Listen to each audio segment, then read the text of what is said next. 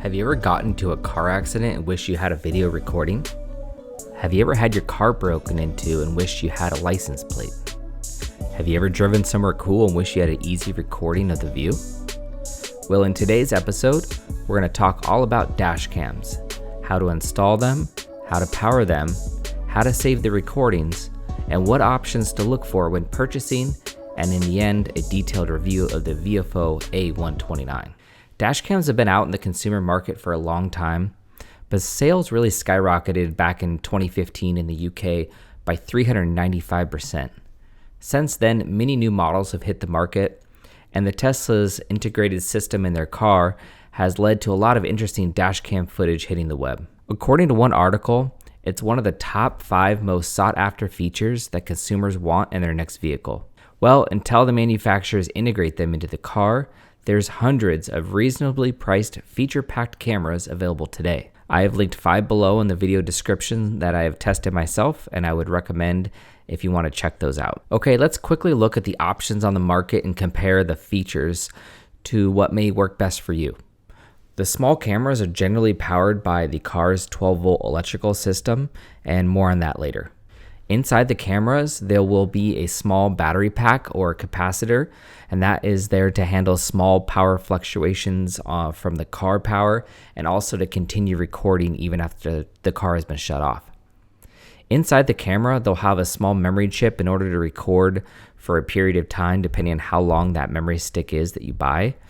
Let's say between 4 to 20 hours is pretty reasonable. At which time, when it runs out of memory, it will go back to the very beginning on that memory chip and start overwriting or recording video on top of the old footage. It does this over and over hundreds of times a year, but in case you run into an interesting event or a car accident, there is a button on these cameras that you press and that will lock the latest recording and put it into a separate folder to save it for you to download and review later. Also, most of these dash cams will have a G-Shock sensor, and should your vehicle be jarred by a bumped in a parking lot or got into an accident, it will also lock and protect these files. The majority of these cameras also have an on-screen display, which is used to help set up the camera so you know where it's going to be pointing at, also to help adjust settings and view the menus. But I would say that most of these screens are lacking in brightness and clarity, and they're just so small that they're not utilized very often because most of these cameras will have a phone app that you can use to adjust everything. With the app, you can connect via Wi-Fi or possibly Bluetooth and change all of your menus and settings easily. On your video recording, you can expect at least the date and time information being stamped in place, and some cameras have the option of stamping the GPS location and vehicle speed. The majority of the cameras that are $300 and less on the market will have either Wi-Fi or Bluetooth connectivity so that you can download the files wirelessly from your camera directly to your phone without moving the memory chip. Although I will say this process can be quite slow if it's 2.4 gigahertz, so you'll want to look for 5 gigahertz feature. It is much faster to pull the memory chip out and download the footage that way. It's just cumbersome. There are a few cameras in the $400 plus range that have cell phone LTE connectivity where you can remotely connect to your camera live or view the recordings remotely. Say you're on vacation or in your home and you want to go look at the recordings, but this does require an expensive monthly service plan that most people will probably not choose. The cameras either come with a double-sided sticky tape or a suction cup to mount the camera on your front glass windshield, and both style mounts work extremely well as long as you clean the glass surface beforehand. I chose to mount my camera behind the rearview mirror so as to block it from my field of view being the driver. In order to do this, just sit in your driver's seat and put the camera behind the mirror to the point where you can no longer see it, but yet it's still pointed at the center of your engine hood. Now, how do you power and wire these cameras? All of these cameras come with an included 12-volt power cord that goes from your cigarette or auxiliary power outlet in your vehicle up to the camera.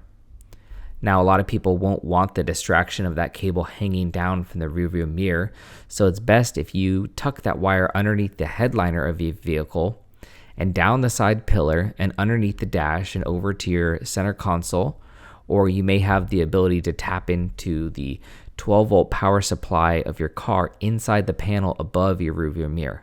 Many cars these days have lights OnStar systems, and other features that have power up there at all times. Any car stereo shop should have the ability to tap into that power for you at a reasonable cost and power your dash camera if you're not comfortable taking it apart yourself. If you want to leave your camera on at all times, VIOFO has a nice $15 hardware kit with low voltage sensing, which will shut off your camera automatically before your car battery dies. In my case, I wanted the cameras to run 24 hours a day, so I powered my camera directly to a power outlet in my vehicle that stays powered at all times. And it runs 24 hours a day, and I've not had a dead battery since. If I'm gonna park for 3 or 4 days at a time without driving, I will try to unplug my dash cam to prevent any type of battery issue. Plus, I always bring one of these portable jump packs in my car just as a precaution in case I ever get a dead battery one day. I like my cameras to always record so that if someone hits my parked car, I can get a recording of it or possibly a license plate. Okay, moving on. It's important to select the power style within the camera that fits your environment. The cheaper cameras will have a small lithium-ion battery inside, which will power them for short periods of time, for example, maybe 20 or 30 minutes when the car power is not on. The problem with these battery packs is they're subjected to extreme temperatures on the front windshield of your vehicle in the summer and the winter. And for this reason, some of the better cameras have a capacitor design. These have high-powered capacitors which will power the camera for a few seconds during a power interruption, or at least enough time to store the file and save it before the camera shuts off. The high-powered capacitor design is better to handle the high and low environmental temperatures. The camera that I've had is mounted in my car for over 3 years in very hot temperatures when it's 110 degrees outside the car and who knows how hot inside, and it's worked perfectly for 3 years now. If you try to do the same thing with the lithium-ion battery pack inside a dash cam, it will fail much sooner than you may plan for, because they are only designed to last about 300 to 500 battery recharges. And I think when it's subjected to the extreme temperatures, the batteries tend to swell and fail very early on. One of them I had failed at 6 months and the battery was hardwired in. So I actually had to buy a new battery and solder in a new one. It wasn't as simple as just swapping a battery. So I highly suggest the capacitor style dash camera if you want it to last more than a year. The next thing you should consider is how many cameras you need in your vehicle. The most simplistic design would be a dash cam on your front window to capture your point of view. But what I've found is that one of the best angles for the dash cam is to record the activity behind your vehicle. This will pick up people in a parking lot that back into you, and also any rear end collisions that someone may try to put you at fault. This can be achieved by either a second dash cam, or in my case, I purchased a camera that records both front and back on one single memory chip. And this is extremely useful because as activities and events are recorded, I can press one button behind my rearview mirror and it will secure those files for later review. If you drive for a rideshare service, you may need a camera that also records the interior of your vehicle so that if there's an incident where a customer attacks you or does something bad, it can record the cabin for your protection. Obviously, the more camera angles that the system records will increase the price. But I think a front and back camera for $240 or less would be a very good value. The last thing we can speak about is the resolution of these cameras. The marketing of the cameras can be deceiving and they will say things like 4K resolution, but if you have both front and back cameras, that resolution is split between the two cameras onto the memory chip, and it cannot actually record 4K both front and back, for example. So be sure to read the details of the camera description. With that said, I don't think that the 4K resolution is necessary. And if you can get at least 1080p, that's 1080 pixels, that will be enough for the purpose of a dash cam. And more importantly than the resolution is the night sensitivity and capability. The 4K cameras tend to have reduced night vision capability, and I think it's a better advantage to get a 1080p sensor that has better night vision than the higher resolution. But that will depend on how much night driving you do. In my case, the A129 model that I have is a lot better night vision than some of the other cameras that I tried. It's hard to quantify how to find a camera with good night vision without looking at samples on the internet. So I would just look at YouTube videos of samples of night vision for that particular camera you're looking to purchase. The A129 model that I have has a rear camera that needs to record through very dark factory tint. And at nighttime, this camera does suffer from that dark tint. It works much better once I reach the city where there are lights nearby, or if someone pulls up close with their license plate, it can be recorded pretty well. But it's good to keep that in mind if you have dark tint on your rear window, that the camera that is mounted there will suffer and the camera will not perform as well at night. Okay, the camera that I'm currently using is called an A129 Duo by the company VIOFO, and it's a 1080p front and rear camera. It does have a GPS option, but that was not included with my camera at the time of purchase. It has a 140-degree wide angle view, which is very good, but you don't want too much wide angle because that will give you less resolution for the area out in front of you. I chose this camera because of its slim design. It mounts in the window really small compared to some that hang down. And then it had the second camera capability in the rear. So it's nice to have both front and rear camera all recorded on one single memory chip. The camera is 1080p in the front and also 1080p in the back at the same time. And it has both 2.4 and 5 gigahertz Wi-Fi connection, which will allow you to download the footage directly onto your phone using an app. But I find it to be slow and much faster to just pull the memory chip, put it in my computer, and put a different memory chip in the camera until I remember to swap them again. This camera does use the capacitor design, so it can handle both high and low temperatures very well.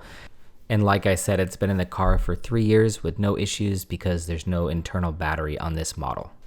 I have a few setup tricks that will help you with operating this camera.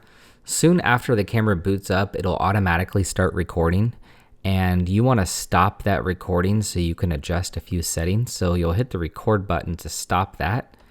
And now you're able to access things like menus and Wi-Fi that normally are not available. On the far right, press and hold for 3 seconds, and that is a way to turn the Wi-Fi on and off. You don't want to leave the Wi-Fi on at all times while driving because that eats up CPU work, and it will not record at the highest bit rate. And on the very far left there, that is your menu access button. So I stop recording again, I press that button, and here you can get into all the menus if you don't have your smartphone connected. And there's actually one item in here that you cannot access on the smartphone app. And here you want to limit that to 2 minutes on loop recording so the file size don't get too big. But I'm scrolling down to look for the Wi-Fi settings, and inside here it defaults to 2.4, which is quite slow. You want to bump it up to the 5 gigahertz lower range, and now you'll be able to download your footage to your phone at a much faster rate than the 2.4 setting. And like I said, that's not accessible inside the iPhone app for some reason, probably because it knocks you off the Wi-Fi. Okay, so those are important settings when you first get your camera. This camera, the A129 Duo, has new models ahead of it now. There is a Pro model, which has 4K capability, and there's also a Plus model. So I'll put links in the description below for those newer models. You might want to purchase the better model than what I have. All right, guys, that's the end of today's episode. I'll put links below for any of this equipment in the video. And if you have a dash cam yourself that's working out well, feel free to drop that in the comments so we can all learn from each other. And we'll see you in the next video.